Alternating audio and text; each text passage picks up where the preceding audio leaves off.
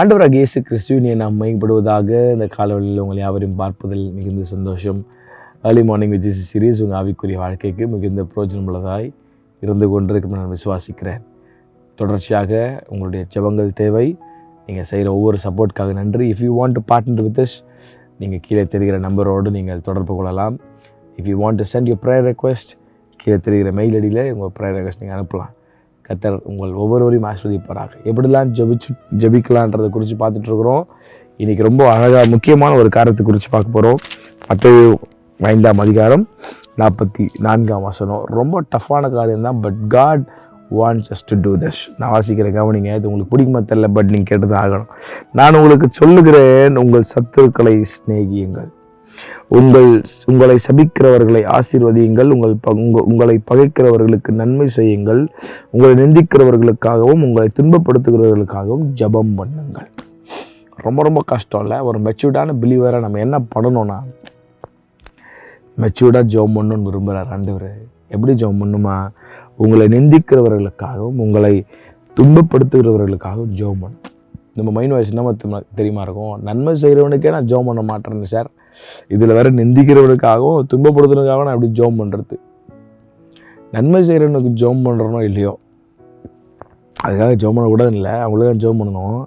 ஆனால் ஆண்டவர் ரொம்ப அழகாக சொல்கிறாரு, உன்னை நேசிப்பது போல பிற நேசின்றார். அதுதான் கட்டளையில் பிரதான கட்டளை. பழைய ஏற்பாட்டில் இருக்கிற நிறைய கட்டளையை கர்த்தர் சுருக்கி 2 கட்டளையாக மாற்றிட்டார் புதிய ஏற்பாட்டில். ஒன்று, love your God with all your heart. 2வது, லவ் யுவர் எனிமீஸ்ன்றார். நம்ம இன்றைக்கி பண்ண முடியுமா சார்? நம்மளால் பண்ண முடியுமா? பகை நிறைய வச்சுட்டு வரும். இன்றைக்கி உங்கள் மனசில் இருக்கிற கண்டிப்பாக புரியுது, ரொம்ப கஷ்டம்தான். துரோகம் பண்ணியிருக்கிறாங்க, நம்பிக்கை துரோகம் பண்ணியிருக்கிறாங்க, மன்னிக்க முடியாது தான். ஆனால் கிறிஸ்து உங்களுக்குள்ளே இருந்தாருன்னா அது நிச்சயம் நடக்கும். ஒரு வேளை பண்ண முடியலையா, கேளுங்க ஆண்டவர்கிட்ட. ஆண்டவரே, மன்னிக்கிறது எனக்கு இருந்தது தாங்க ஆண்டவர். நிறைய காரியம்லாம் மன்னிக்க நினைக்கிறேன், ஞாபகம் வந்துகிட்டே இருக்குது, மன்னிக்க முடியல. கணவனை மன்னிக்க, மனைவியை மன்னிக்கல, சொந்த குடும்பங்களை மன்னிக்கல. இன்றைக்கி அப்பா அம்மா மன்னிக்க முடியாமல் உட்காந்துட்டு சர்ச்சுக்கு போயிட்டு காணிக்க போட்டு ஒரு நாள் உருப்படியாக நடக்காது. இன்றைக்கி உண்மையான மன்னிப்பு. Pray for forgiveness, pray for your enemy. நீங்கள் உங்கள் மனசுலேருந்து மன்னிச்சாதான் கர்த்தர் உங்கள் தவறுகளை மன்னிப்பார்.